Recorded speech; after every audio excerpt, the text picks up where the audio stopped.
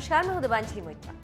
दुनिया कोविड-19 से कराह रही है और इस मुसीबत में भी चीन ने अपना काम जारी रखा हुआ है और दुनिया के देशों को खराब सामान और किट बेच रहा है। इस दुख भरे अवसर को अपने फायदे के रूप में देख रहा है, जबकि पूरी दुनिया की नजर चीन पर है और पूरी दुनिया का आरोप यह है कि चीन की वजह से ही कोविड-19 फैला और अब चीन दूसरे देशों को फंसाकर पैसे कमा रहा है। ऐसे ही कुछ और क्षेत्र हैं और धारणाएं हैं, जैसे कि हम यहाँ पर एक का जिक्र कर देते हैं। कहा जाता है कि चीनी कंपनी और चीन जहां जाता है वहां पर चिपक जाता है। पहले उस देश की अर्थव्यवस्था को बर्बाद कर देता है और अपनी कंपनियों को उस देश में जमने का मौका देता है। वही फॉर्मूला चीन भारत में भी कर रहा था, लेकिन भारत सरकार ने उसके अरमानों पर पानी फेर दिया और इसी बात से सदमे में आए चीन ने इस नियम का विरोध किया और कहा कि भारत ने WTO के एग्रीमेंट का उल्लंघन किया है।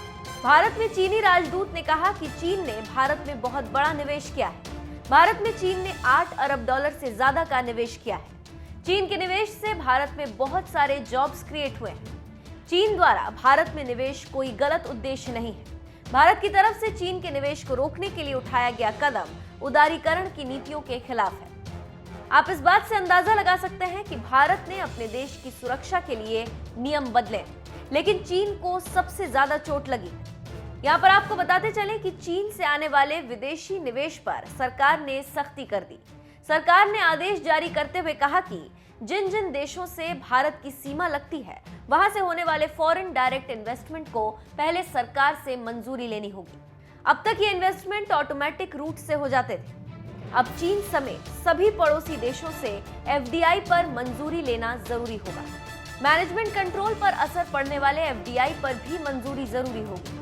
बता दें कि जर्मनी, ऑस्ट्रेलिया, स्पेन, इटली ऐसा ही कदम पहले उठा चुके हैं। वहीं आर्थिक मामलों के जानकारों की माने तो सरकार के इस कदम का लक्ष्य वैल्यूएशन में गिरावट का फायदा उठाने वालों पर सख्ती करना है। सरकार ने यह निर्णय हाल ही में चाइना के सेंट्रल बैंक द्वारा भारतीय company housing development finance corporation में हिस्सेदारी बढ़ाकर 1% से कुछ ज्यादा करने के बाद लिया है।